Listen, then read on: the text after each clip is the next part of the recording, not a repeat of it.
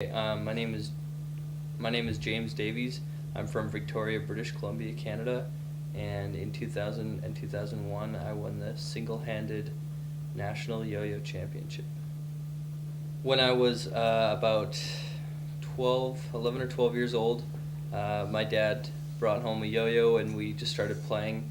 He was the national champion at 13, and so he dropped it for a while, and then we brought in a yo-yo to the house, and we just started playing with it. And from then, I got my inspiration from him. He taught me everything I knew from the beginning. We played for about 4 years, just practicing stuff like that. And he taught me kind of everything up to then, and then we started doing more competitions around North America. And then I started getting inspiration from people higher up, some a little more advanced than he knew. But I yo-yoed with mostly my family and a few of my friends, and I learned from everyone. And living in Canada, there wasn't very many highly advanced yo-yo players in the area, especially in the area where I was. So learning tricks or learning more advanced tricks were harder because I would have to do them through the internet or learn them through certain websites instead of actually having someone there to teach me. When we went down to California a few times for the American National Championships, that's when I would learn a lot of the more advanced stuff because there was people there that were able to teach. And so I had difficulty getting more advanced where I lived, but going down to those tournaments and going different places, meeting people were beneficial to learning the more advanced stuff. I've been to a lot of tournaments, some smaller ones that I don't even really remember in my area growing up, and then some ones in America that like the American National Championships in Chico, California.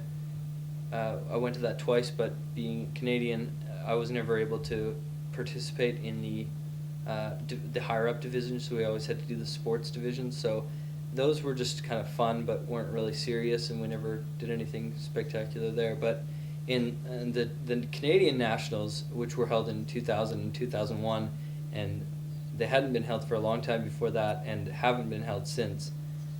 And those ones stick out in my head because I won the single-handed division, so that was a big thing. The second time I went, I tied for it, and we had to go into to do a trick to kind of tie break it, and I beat that guy. So that stood out in my head as something that was meaningful because it had more of a challenge to it. So I overcame beating that guy. So Okay.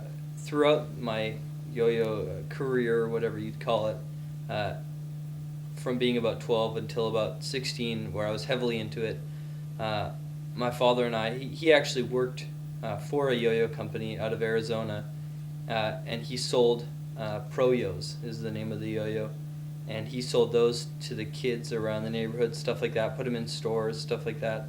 But also we would go to the schools in my area, and we probably went to almost every elementary and school in my area, and also in a few other cities. So we probably did about 40 public schools in a few years, and we would go and we would show them tricks and show them stuff and do little stories and stuff like that, and then they had the opportunity to buy a yo-yo after that.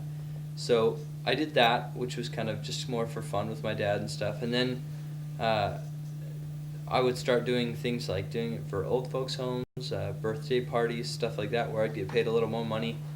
Even we traveled to a different province for a big stampede, the Calgary Stampede, which was probably my biggest event. It's a really big deal in Canada, and I think everywhere. But that made me quite a bit more money than just going around doing the schools, and so that actually had potential of making money, and it paid me enough, as a summer job. After I was about 16 or 17, I still yo-yoed, but I didn't do as much as a job or really a hobby. I kind of stopped doing both.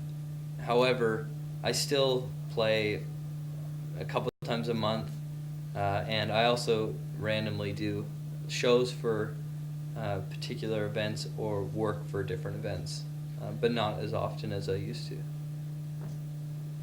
Um, I don't particularly like yo-yoing in front of people. I never really have. I didn't have very good showmanship in the tournaments and stuff like that. But sometimes I do things in the area. In 2004, when I came here as a freshman, I did the International Students Association's banquet, as like they have a talent show, and I did that. And then 4 years later, when I was a senior, I did it again. So that was just last spring. Uh, I did the banquet again. I also, maybe in the summertime, I think, I went to Highland Church of Christ here in town and performed for the kids. I think there were 3 to 4 year olds. There was about 20 of them, and I got a good response from them. Yo-yoing really depends on your age. Before 3, before 4, they think it may be cool for a few seconds, and then they kind of, dive off.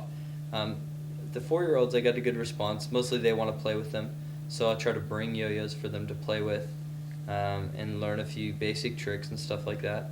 And it's good till you hit about 12 years old, and you have from about 5 year olds to 12 year olds, you have a really good attention span, and they really enjoy it. Once you hit about 13 or 14, you hit the age where they kind of think they're too cool for it, and so they don't really get into it and stuff. We did a few middle schools, and they just it didn't go very well. And then you hit about 15 or 16 or 17, and then people get more into it, and maybe more a little more interested in just playing with it once or twice. Yo-yoing is just kind of like riding a bike, where you can go forever long without doing it, and you can pick it right back up, and you're just as good. However, you're maybe not as precise and stuff. So yeah, when I pick it up now, I'm probably not as smooth and precise as I was a couple years ago. But I still try to do it and keep different things up. I started doing two-handed yo-yos, a little more reaching the end, and so now I will still pick those up and still try to work on that, because I'm still learning how to do that. If I do want to learn a new trick, which is kind of rare, I will usually go on the internet and find videos on there, or I'll just be cruising YouTube and find somebody that's really good at it, and so get inspired again, and then I'll want to learn a few things. But yeah, on the internet is where I'd learn my stuff right now, seeing as there's no one here.